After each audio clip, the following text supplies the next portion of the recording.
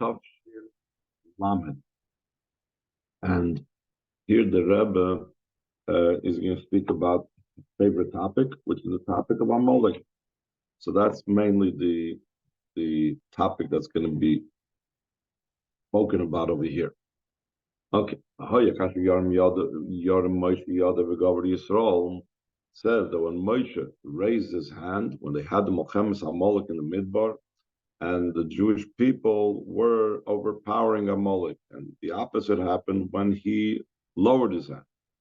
When you understand that even Milchemes Amalek Ibn Yisrael, but the matzav is the Ata Yotzim Mitzrayim. By the war of Amalek, the Yidden were in such a state situation that they just now went on Mitzrayim to Shomro, Nisim, and the Flois Begoli over there. They saw miracles and wonders in a revealed way, Adlamayim with the Kriyas Yamsov, until the state of Kriyas Yamsov. Shalza Namar concerning this, it says, that this is my God, and I will glorify him, I beautify him. Zed, like it. Specifically, it says Zed. Like the Medrash explains, that everyone would point with his finger and say, this. That's the idea of the revelation of godliness with our senses. They could actually point and say, this is our God. So that means that godliness was completely revealed over here. Valve became still in all, so that should be able to be that the Yidden overpowered Amalek. They needed something unique. That Moshe should raise his hand.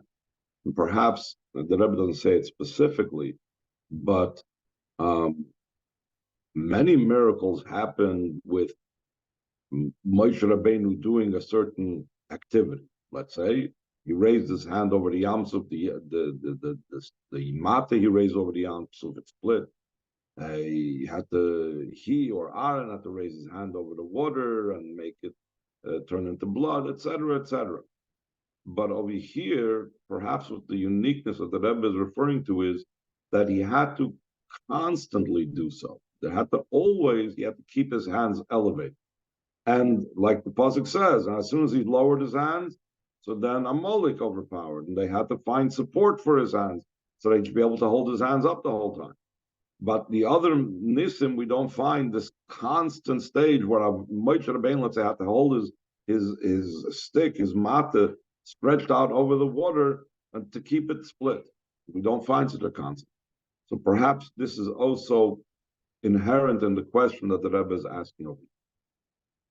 It goes on line 10. We still have a Mishnah Masechet Rosh, and it's brought down concerning this in the Mishnah Masechet Rosh.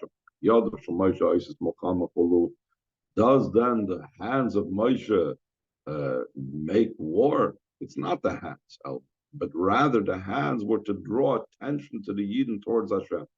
When Yidden are looking upwards, they subjugate their hearts to the Father in heaven. That's when they would overcome. That's when they would be in a state of, they would be powerful and so on. So in other words, what the Maimer is saying over here, quoting the Gemara, is that it's not about the hands at all. It's just that the Yidden's focus, when Moshe Rabbeinu raised his hands, the Yidden looked upward. They looked upwards. They remembered on Hashem, remembering on Hashem, and therefore enslaving oneself and subjugating oneself to Hashem. That is what causes the overpowering of Amalek. So therefore, one might say it's not such a big question.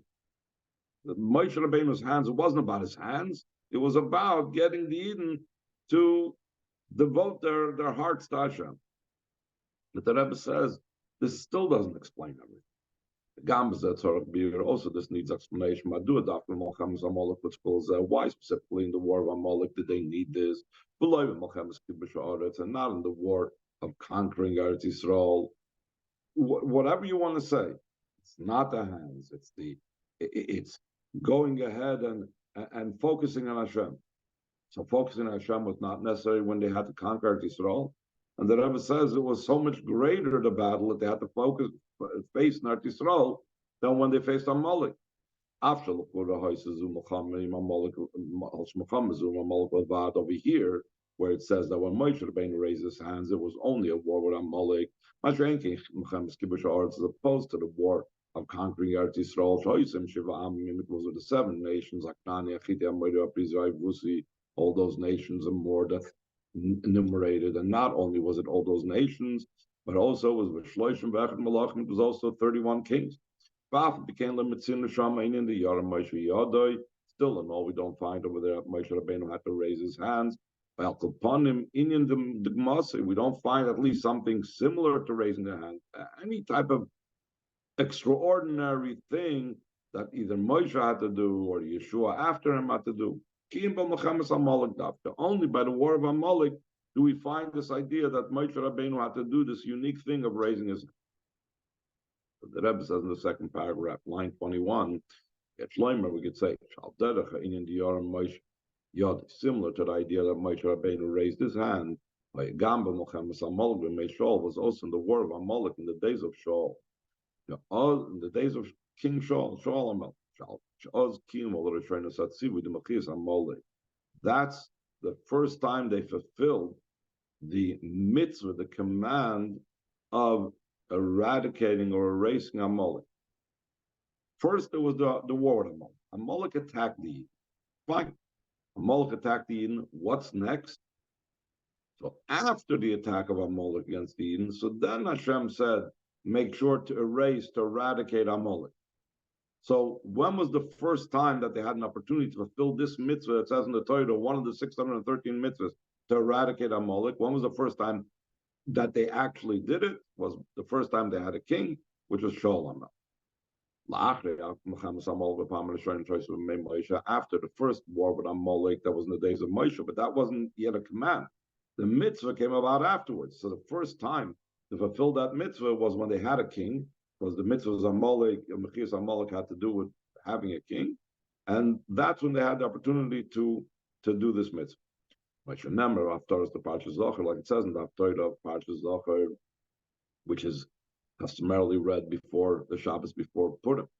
That Hashem told Shmuel to tell Shaul HaMelech, I remembered what Amalek did to the Yidden. Now go and attack Amalek, top of page Vav. This was the Milchama with Agag, the king of Amalek.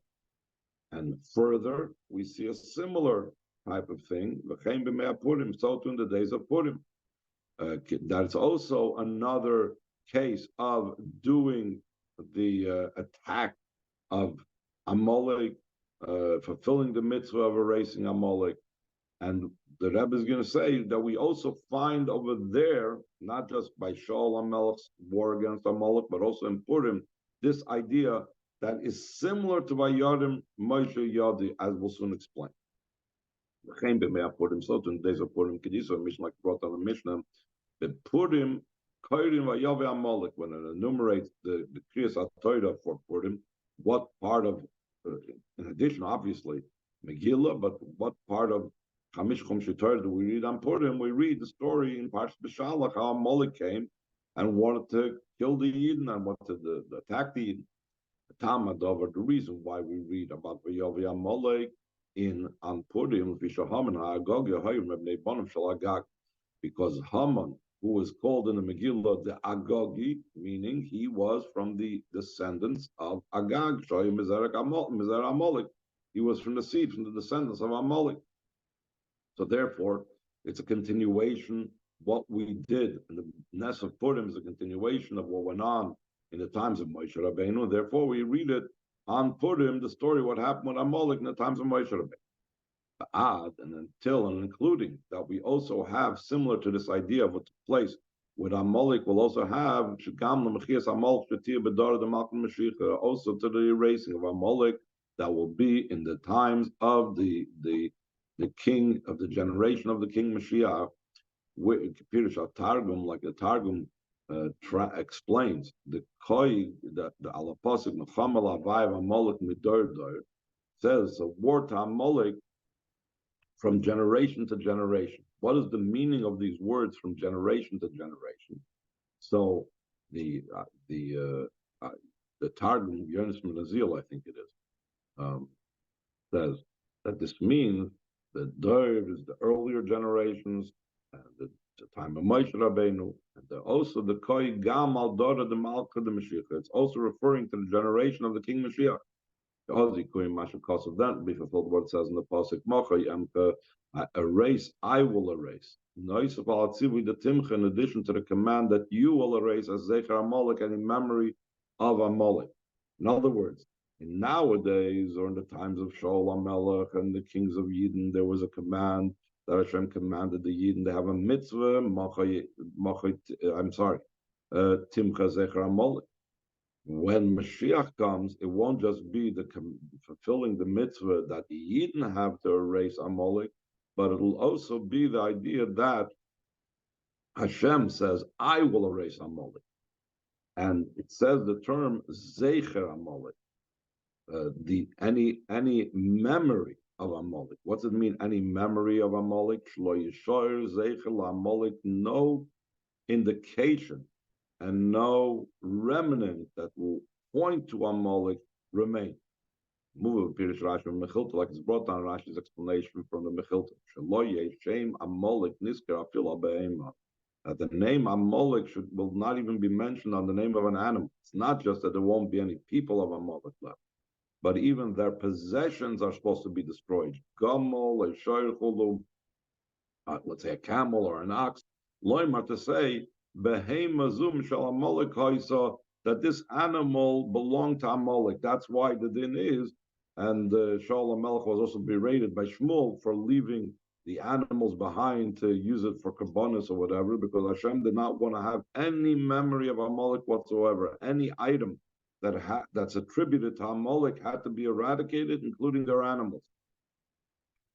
So the Rebbe says all of these different periods, not just by Moshe Rabbeinu, but both by Shaul HaMelech and by the miracle of Purim.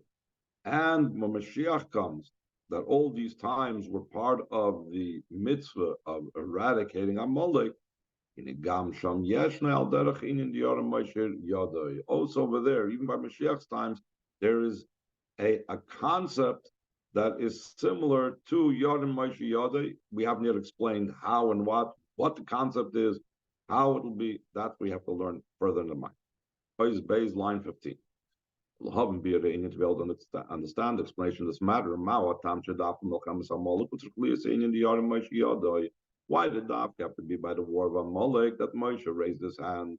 As opposed to the war of the Knani, like we mentioned before, when they fought many more nations with many more kings, they didn't need this process of Moshe raising his hand. We need to preface the difference between Amalek and the seven nations.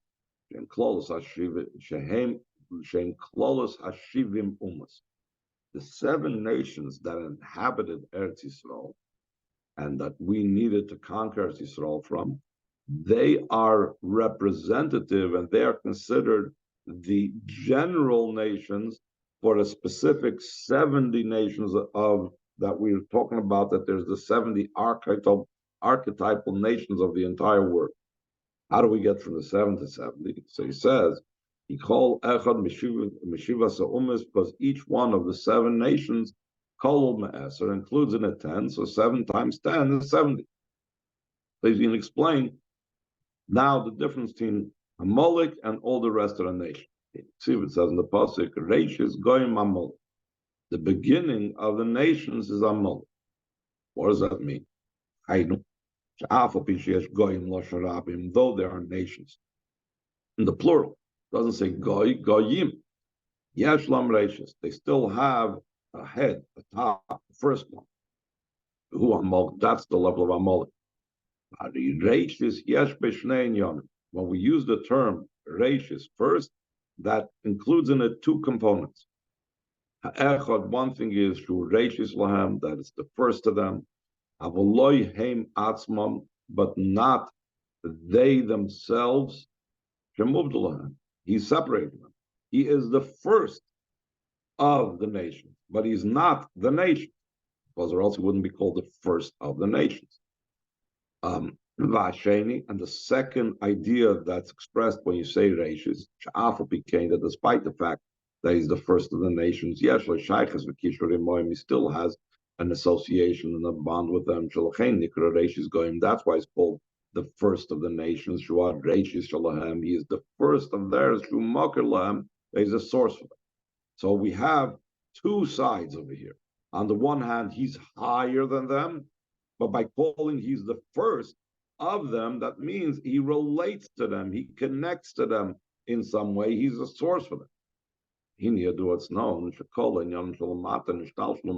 all matters down here below were descended by a chain descent from them, meaning from those matters the way they are in the spiritual state, line 7. Especially according to what's explained in the words of Chazal al Pasuk. On the Pasuk it says,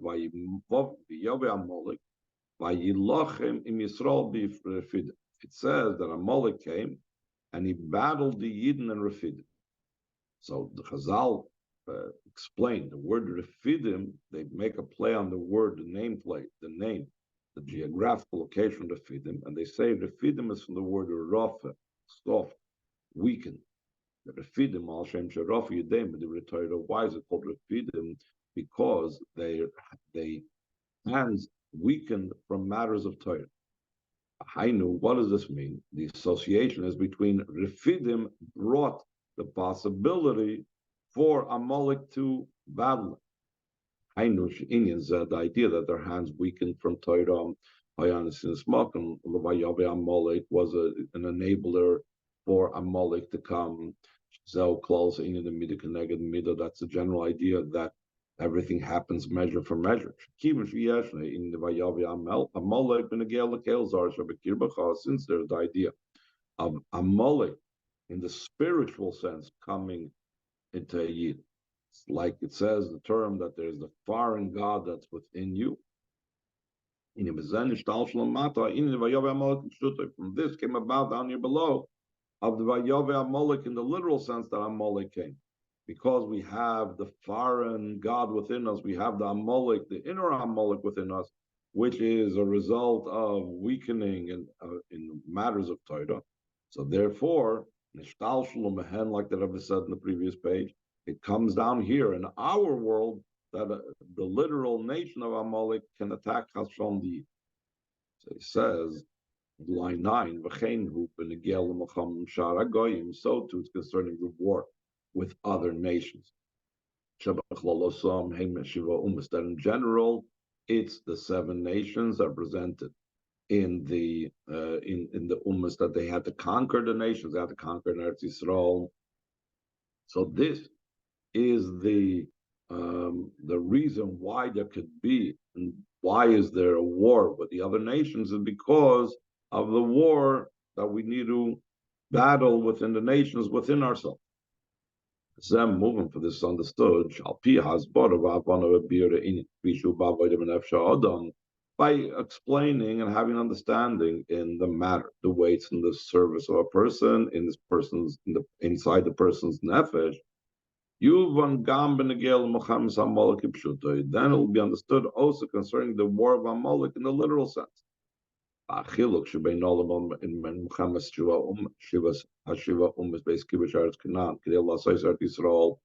by understanding what's going on internally in the nefesh, when we battle Amalek, we'll also be able to understand the difference between the war of Amalek and the war of the 7 nations when we conquered Eretz Canaan to turn it into Eretz Yisrael. Since the general avoid is in the way that when one is powerful, the other one is weakened, then just the opposite. So when Yidden are in ascendancy, Lipa is weak, but if it's the other way around, so then the other thing happens.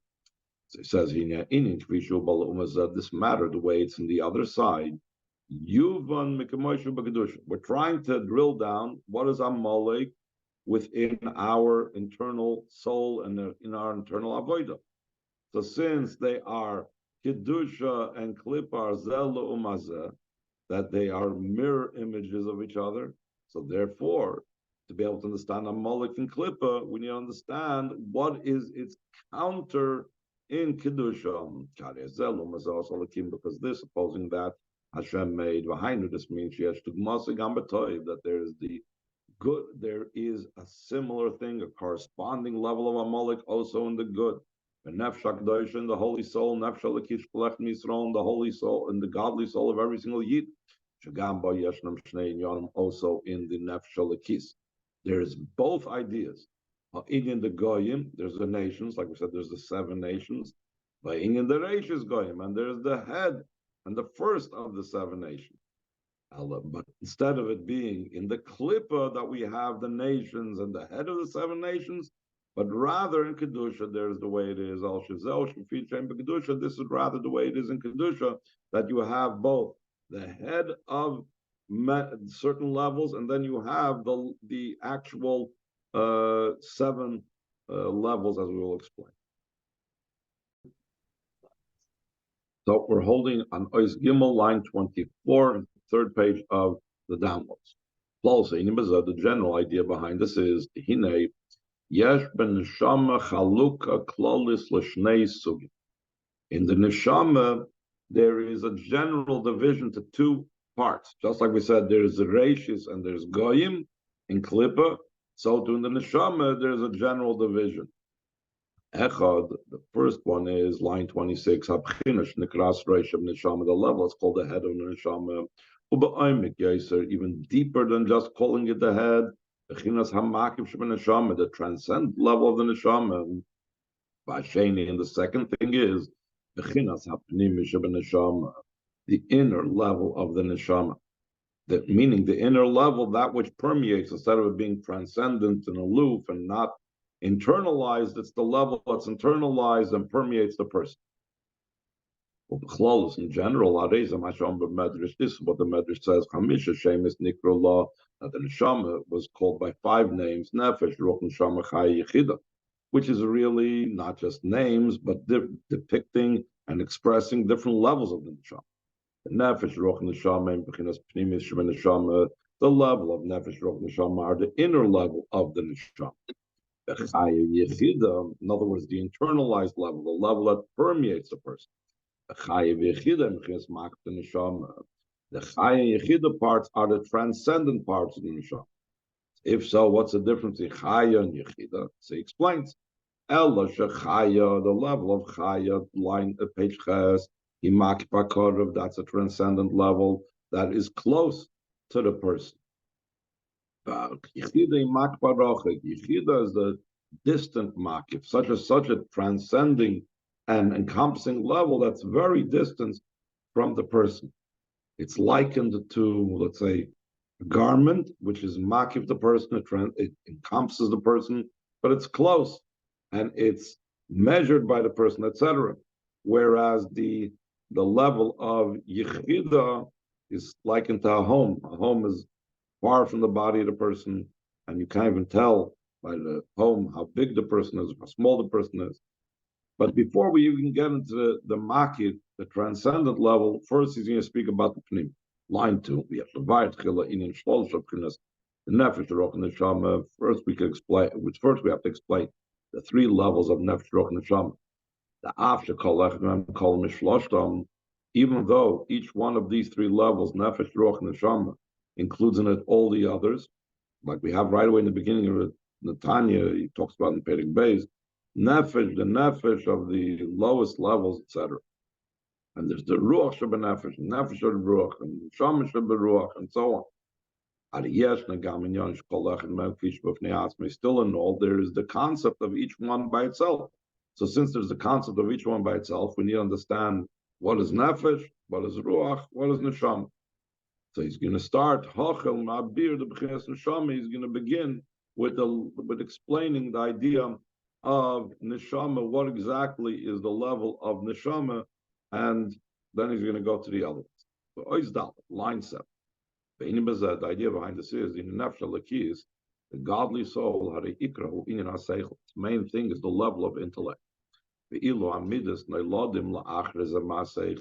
opposed to the emotions, the character traits, the attributes, these are all born afterwards from the intellect. You have the intellect that creates the emotions, like we learned right away in the beginning of time. The Gam Oz, it's not just that the intellect gives birth to the emotions, and then the emotions just live on their own. But even once the intellect gave birth to the emotions, it created this new entity called emotions. So then, there has to be the brain that rules over the heart. So this aspect, that the neshama, that the level of the brain gives birth to midos, to the emotions, and the idea that not just it gives birth to the midas, but also it afterwards runs the midas. It's the level of the moyach shalat al. So then v'zeu inim b'chinas neshama shiba moyach. That's the level of the neshama that resides in the moyach. It's the part of the neshama that deals with creating and running the midas so that they should be the way they're supposed to be run. Specifically, what level is that corresponding to in the spheres? Binyana b'spheres, who spheres have been, and the idea behind it in spheres, the sphere of binam, the koiches adam, and the soul person, the soul powers of a person. What is that? Spheres usually refer to the spheres the way they're above. Koiches is in the person themselves. It's not exclusively so. Sometimes we'll refer to spheres within the person, but in general, a nice contrast between the way we're talking about the 10 spheres there above and 10 koiches nafsha adam in general. So in the koiches adam, inyan avona v'asagi, in the powers and of the person, that is understanding and comprehension. So now he's going to explain this more in detail. What is this understanding and comprehension that he's talking about? According to what's explained in the Igeres HaKodesh title, to understand the Mashal Malitza, that is the Igeres HaKodesh Siman Tes Vav, if I remember correctly. Over there he goes through in general a very good breakdown of the koiches hanefesh and explaining what specific, which koiches are which ideas, which spheres are which ideas. Kuti Amarim doesn't even go through all the 10. Here he goes through more than what he goes through in the beginning of time. He says, in the godly soul, all the midas are only for Hashem, it's only in matters of holiness. It doesn't become involved in matters of non-holy things. What is the level of being of the godly soul? The understanding, the grasp, and the comprehension in godly matters.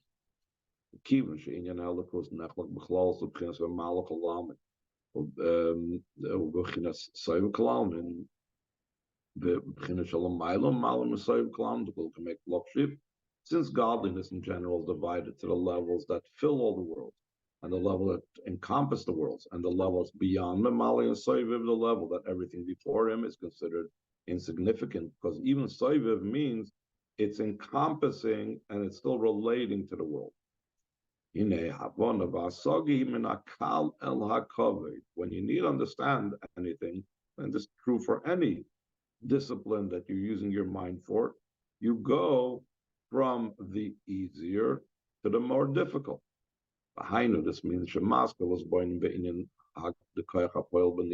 begin to think into the power of the doer in the thing that's made. In other words, the lowest level, the malaklam. How Hashem fills the world just like the soul fills the body. That is how Hashem created the world in all of its details. Like it says, how many are your doings, Hashem, are your creations, Hashem, and how great, how big, how huge are your doings and creations, Hashem. After understanding what's the more simpler things to understand, so he comes to a greater and a higher understanding and comprehension. How Hashem encompasses and transcends the world. I know the reason for that is, why does he transcend the world?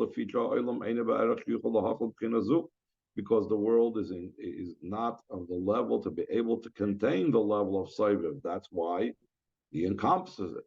Look at Maimon, as Chazal say, he is the location where the world is located in, not that the world is his location, because he is beyond the world. And then he says, and from this he afterwards comes to an even higher level of that everything before him is considered as nothing. It's beyond the Mala and Soviet. All